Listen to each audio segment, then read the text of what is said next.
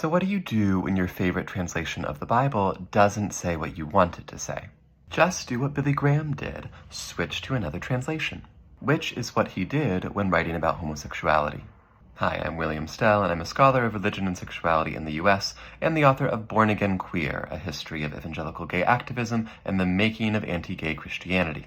In his 1965 book, World of Flame, Billy Graham included a lengthy discussion of sexual sins. And in this section, he consistently cited the King James Version of the Bible, except when he discussed Romans 1:27.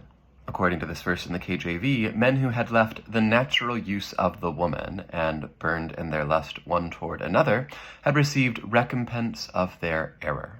But apparently, Graham did not want to use the word error. That word might suggest that the Apostle Paul was primarily concerned with idolatry in this passage, which is how many, if not most, readers of the Bible throughout history had understood these verses in Romans 1.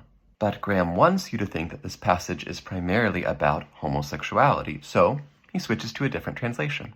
Instead of quoting the KJV, which uses the word error, Graham switched to the New English Bible, which uses the word perversion, which of course was a coded reference to homosexuality at the time of Graham's writing. What Graham's tactic illustrates is that even as anti-gay evangelicals claimed that their condemnations of homosexuality were simply relaying the plain meaning of the Bible, they themselves had to make that plain meaning, and doing so at times required some crafty exegetical labor.